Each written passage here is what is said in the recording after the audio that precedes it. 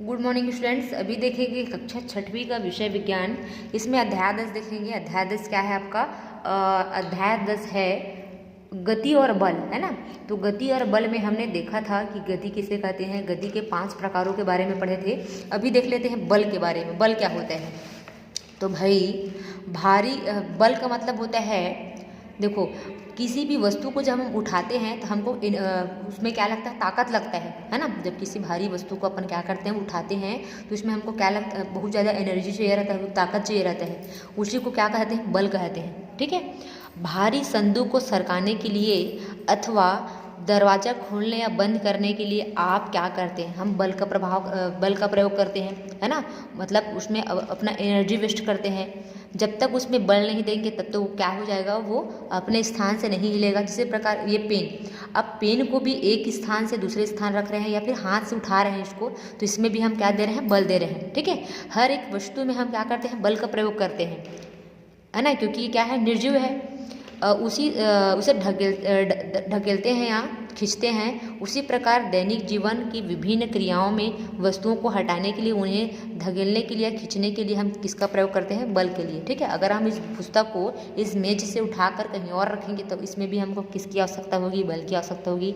तो दैनिक जीवन में जितने भी हम वस्तुएं प्रयोग में करते हैं, सबको एक स्थान से दूसरे स्थान तक खिसकाने में या ले जाने में कहीं इसका प्रयोग करते हैं, बल का प्रयोग करते हैं। तो बल का एसआई मात्रक होता है न्यूटन। इसको कभी कभी प्रश्न में पूछा जाता है कि बल का एसआई मात्रक क्या होता है, तो बल का एसआई मात्रक होता है न्यूटन। अब ये न्यूटन किसके नाम पर पड़ा? ये एक महान वैज्ञानिक के नाम पर पड़ा जिनका नाम था आइजक न्यूटन। तो भाई न्यूटन का खोज किसने किया था? आइजक न्यूटन ने किया था।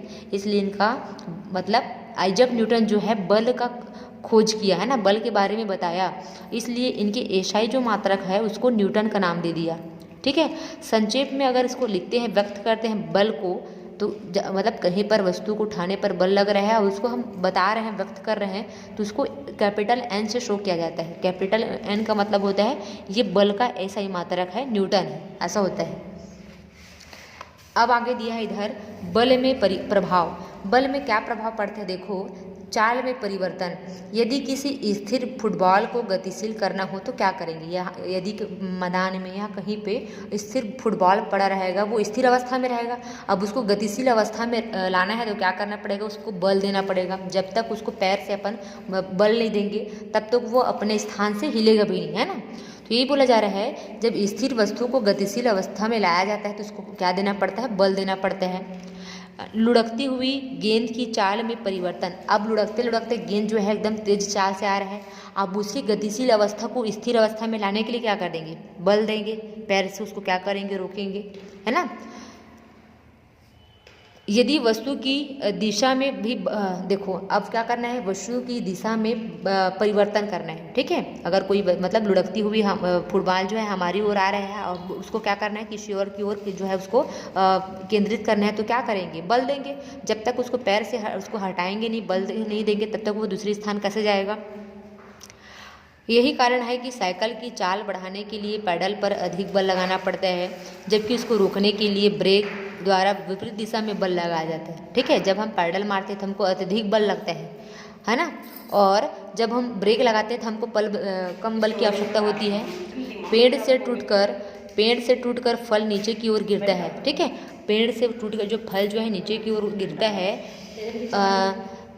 ये किसके कारण होता है, तो गुरुत्वाकर्षण के कारण होता है। बिना गुरुत्वाकर्षण के कोई भी वस्तु जो है नीचे नहीं आ सकती। ठीक है। भूमि में क्या होता है, गुरुत्वाकर्षण बल पाया जाता है, वो क्या करती है, ऊपर की वस्तु को थामे रखती, खींचती है। ठीक है। अगर हम चल रहे हैं या खड़ा हो पा रहे हैं, या हमारा भवन जो खड़ा है, सभी वस्तुएं जो है अपने अपने स्थान पर खड़े हैं, तो ये किसके माध्यम से, गुरुत्वाकर्षण के माध्यम से। अगर पृथ्वी पर गुरुत्वाकर्षण कम हो जाएगा तो कोई भी अपने स्थान पर स्थिर नहीं रह पाएगा। ठीक है। अब यहाँ पर बल को समझाने के लिए प्रयोग दिया हुआ है। इसमें क्या करेंगे, एक मेज ले लेंगे, कुर्सी ले लेंगे और इसमें क्रिया करेंगे। कंचक होता है जिसे अपन बाटी कहते हैं, उसका प्रयोग करेंगे। इसको दो तरह से क्या करेंगे, ऊपर से जो है उसको फेंकेंगे। तो क्या होगा, अगर कम हाइट से हम उस कंचे को अगर मेज पर फेंकेंगे तो उसका जो गति रहेगा वो गति भी कम रहेगा और साथ ही उसका बल भी कम रहेगा, है ना। और उसी प्रकार अगर हम उस कंचे को उससे डबल दूरी से अगर फेंकेंगे तो क्या हो जाएगा, उसका चाल बढ़ जाएगा। क्यों चाल बढ़ेगा? क्योंकि उसके दाब में परिवर्तन होगा तो उसके चाल में भी क्या हो जाएगा, परिवर्तन हो जाएगा। आपने ये भी सुना होगा कि वायुयान में जब यात्री जो है सफ़र करते हैं तो कोई भी जो है भारी वस्तु का प्रयोग नहीं करते, या फिर कोई सुई वगैरह या सिक्का वगैरह का यूज़ नहीं करते। क्यों नहीं करते? कि अचानक वो जब गिर जाता है तो क्या होता है, उसका वेग जो है बढ़ जाता है और वो विस्फोटक बन जाता है ना, आपने सुना होगा। तो यही कारण है कि उनका चाल में क्या हो जाता है, परिवर्तन हो जाता है। बल के द्वारा उनके चाल में क्या हो जाता है, परिवर्तन हो जाता है। अब आइजैक न्यूटन के बारे में देखेंगे। आइजैक न्यूटन ने क्या किया था, इन्होंने बल का खोज किया था और बल के ऐसा ही मात्रा को भी इन्हीं का नाम दिया गया था। देखो आइजैक न्यूटन कौन था? आइजैक न्यूटन एक प्रसिद्ध भौतिक शास्त्री गणितज्ञ थे, जो क्या थे, विज्ञान एवं प्रौद्योगिकी के क्षेत्र में उनके योगदान से उन्हें आधुनिक युग का महान वैज्ञानिक कहा जाता था। ठीक है, आइजैक न्यूटन जो थे वो गणित और विज्ञान दोनों में क्या थे, महान वैज्ञानिक थे, इसलिए इनको आधुनिक युग का महान वैज्ञानिक बना दिया गया था। अब उन्होंने इस आइजैक न्यूटन ने गुरुत्वाकर्षण का भी खोज किया। गुरुत्वाकर्षण का खोज किसने किया? आइजैक न्यूटन ने। तो इसने कैसे जाना कि पृथ्वी पर गुरुत्वाकर्षण प्रभाव होता है? तो ये एक दिन क्या कर रहे थे, पेड़ के नीचे जो है विश्राम कर रहे थे। एक दिन बगीचे में सेब पेड़ के नीचे विश्राम कर रहे थे, तभी अचानक उनके सिर पर क्या हो गया, एक सेब आकर गिर गया। तो न्यूटन सोचने लग गया कि सेब जो है नीचे ही क्यों गिरा, है ना, पेड़ से ऊपर की ओर क्यों नहीं गिरा। यह क्या पृथ्वी की आकर्षण शक्ति के कारण है? यह आकर्षण शक्ति क्या है? जब पृथ्वी का यह शक्ति सेब पर हो सकती है तो दूर चंद्रमा पर क्यों नहीं हो सकता? फिर वो सोचने लग गए।